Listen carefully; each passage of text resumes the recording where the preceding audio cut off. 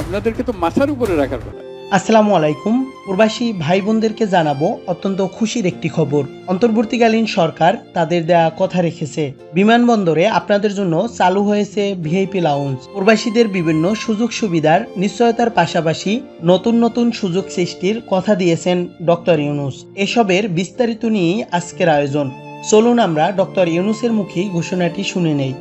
আপনাদের দিয়েই তো দেশ চলে, আপনাদেরকে তো মাথার উপরে রাখার কথা। অপরাধী করে রাখবে কেন? ভাবখানা এই যে তোমরা নিজেদের টাকা রোজগার করতেছো, তোমাদের ব্যাপার, আমাদের কি এটাতে? অথচ টাকা যেটা রোজগার করছে এটা বাংলাদেশের জন্য রোজগার করতেছে, বাংলাদেশে আসছে সেটা। আপনারা কষ্ট করে টাকাটা রোজগার করে আনেন, দুর্ভাগ্য হলো দেশের এই টাকা আরেকজনের পাচার করে আর দিকে নিয়ে যায়। এইটাই হলো আমাদের দুর্ভাগ্য। তো সেটার দিকেও আমাদের খেয়াল রাখতে হবে, আপনাদের টাকা যেন দেশের কাজে লাগে, যে টাকা আপনারা রোজগার করেন।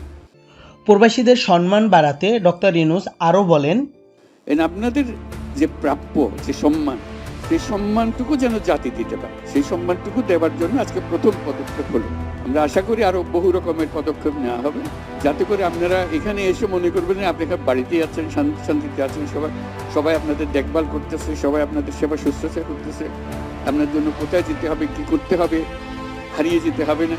আপনি নিশ্চিন্ত মনে বসে থাকবেন, আপনার প্লেন যেখানে সেখানে এসে আপনাকে নিয়ে যাবে, অর্থাৎ আপনি এখানে মেহমানের মতো থাকবেন।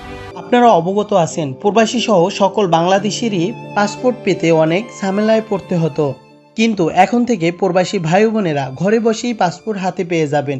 চলুন এই ঘোষণাটিও শুনে নেই।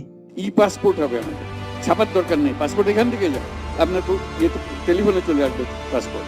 এটার জন্য লাইন করতে হবে না, অফিসে যেতে হবে না।